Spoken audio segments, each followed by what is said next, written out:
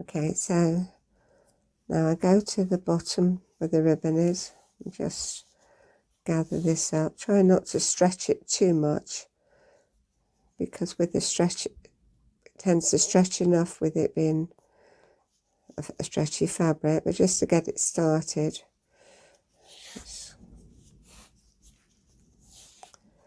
Once it starts to roll back, it's pulling it inside out.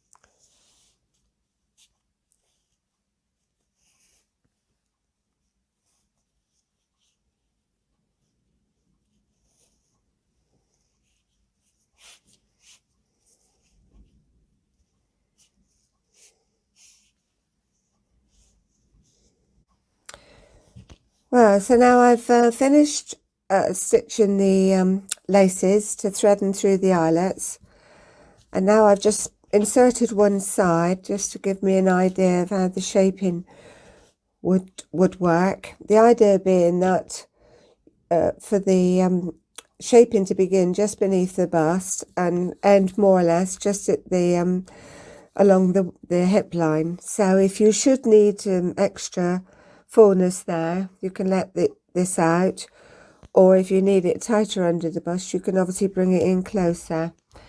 So anyway, that's the hope. But what I will do now is I will take them out, and then I'm going to go and pin the back and the front together before I put it on my machine. I will just be using a straight stitch for the seams, because as soon as I've done that, I'll put it through my overlocker. So the stitches really will only act as a reinforcing stitch beneath the overlocks seam. So there's no need to do a stretch stitch on the seams. Not only that, if you're going with the grain or across the grain, there's a tendency for a stretch stitch to stretch it even further if you're not careful. So I'm just really going to stick with an almost straight stitch. This is how I've done the others I've made. So I'll unlace this now and then get it all ready, pinned together, and then I'll get back to you. So I've stitched all the seams, the shoulders and the sides. Now I need to take my overlocker, and I've got to rethread it because I've been using white. I don't think you can see that very well. Let's see if I can get you in there. I've been using the white thread, so I'll show you how I go about changing the thread, because they're a pain in the butt to rethread from A to B. So I'll try and use this quicker method. Most people with a multi-needle machine tends to do this. So you just knot your two threads together, snip off and then just to make sure that first one's gone through, I'm going to keep stitching until the black comes through, which it has. Now I do the I'll go ahead now and do the other two. I like to check my tension and make sure that it's stitching okay before I start any project, so I'm just going to test this out.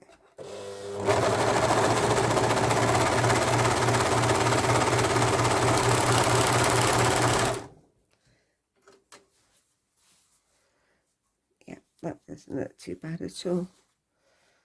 I do.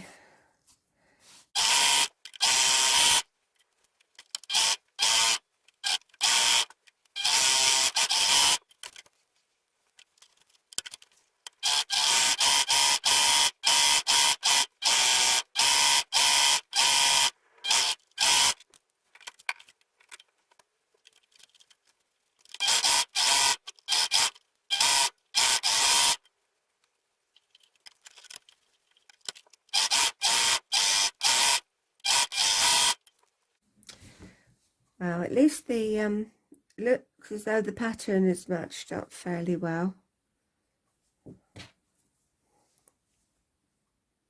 which I'm pleased about.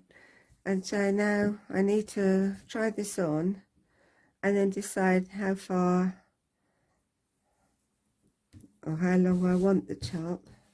If I need it a bit shorter, rather than cut it off, all I do is just do a double hem. I like to do a double hem if possible, for the fact that it makes the garment more secure around the bottom, plus it adds that little bit extra weight. And the same on the sleeve. If I need to make it shorter, then I'll do the same there. Not quite such a deep seam, but maybe about a 1/2 inch and then a 1/2 inch again, so roughly like that. So anyway, so I'm going to go and try this on now and pin where I want it to be taken up, and I'll be back in a bit. So I've marked the hem allowance and I've pinned it there. I've also done the same the other side, but then I found the center of my top and I pinned it there to hold it. And then from that point then, because anything on a curve or anything where it's flared at the bottom, you always end up with a little bit of excess fabric. So the idea is to try and sew this with incorporating all this extra fabric into the stitches, trying not to stretch, but also trying not to pucker. So how I do this is I begin by pinning at regular intervals, and then I go all the way around, double checking in a minute that it's even. And then when I come to sewing with my machine, I don't have my stiletto on hand, so I'll have to use my stitch ripper. But as I'm stitching, I'm allowing the needle to come up to the stitch ripper while I'm holding that in place, and then I'll move along, and that helps then for the machine to take in that extra bulk all the way around, because you don't want it to end up with any puckering, and you certainly don't want to be stretching it to incorporate that some excess. So it's best to try and keep it as smooth as possible. Like I say, just holding the stitches down as the fabric down as you're stitching. So now I'm going to go all the way around and stitch the seam, the hem.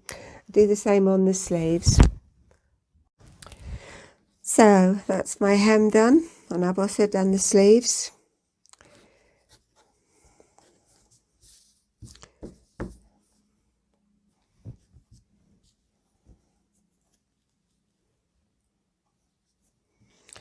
Now the next thing is to do the neckline.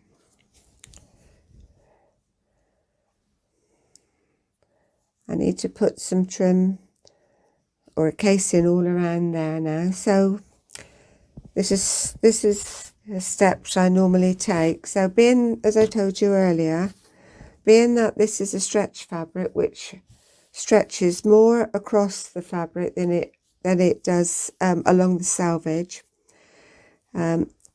what I've done is I've marked 4 inches, and this is to give you an idea of how much stretch, because if you try just cutting a length of this and pinning it all around the neckline evenly, it'll all be baggy and loose and it won't fit snug. So this needs to be put on with a bit of with a slight stretch.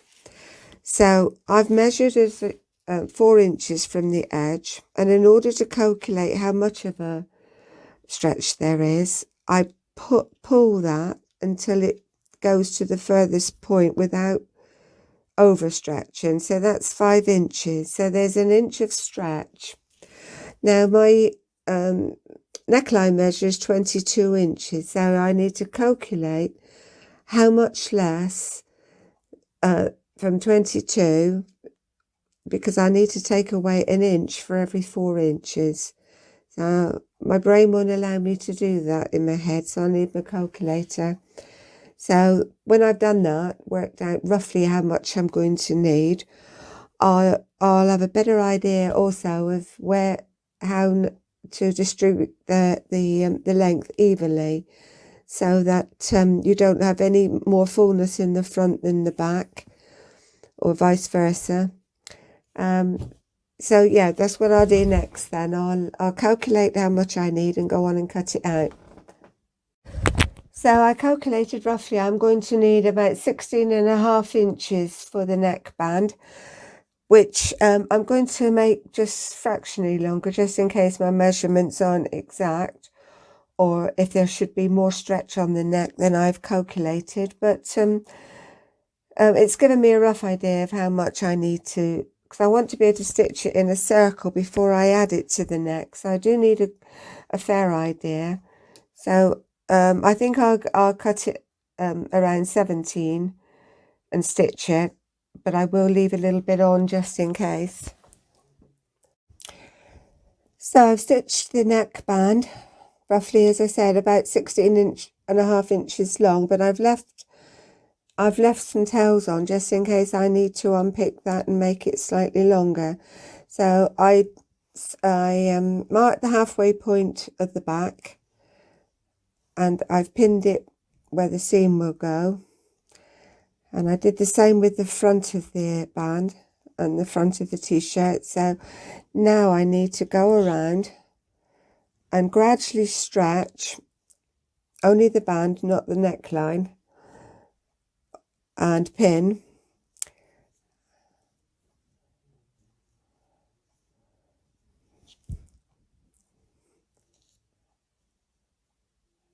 Trying to make sure that it's evenly distributed around the neckband. So it may just be a little bit too tight, but I'm going to stitch this down and see how it goes. As I say, you can't have it too loose because it'll just sag and be baggy, where you want it to fit nice and snug around the neckline. So I'll go and stitch this in place now and see what the results are. So I've attached the band now, and I did have to remake that because it was slightly too tight. So I added on another inch or so, and I'm hoping I've just got enough stretch in the band for it to sit nice and snug once I've done the top stitching. So what I'll do next is I'll turn over about, I don't know, what's that, about half an inch, and then I'll go over again so that it'll just cover that stitch line. So when I top stitch from the top part, I'll be sure to catch this back part as well. So I'll just go all the way around the neckline, keeping an even distance, keeping that even distance all the way round as you're stitching. And you can alter this as you're going when you're pinning, because you can make any adjustments just by sliding it up or down. But that's the important part.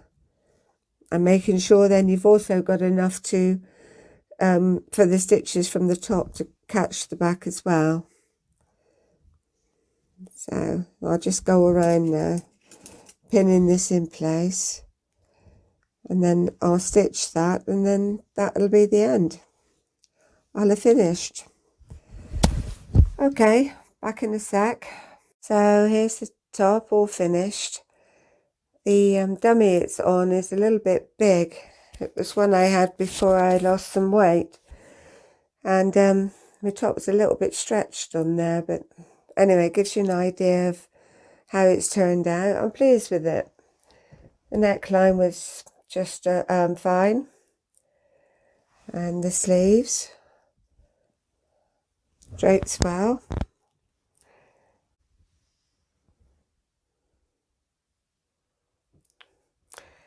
Quite a nice top for the summer.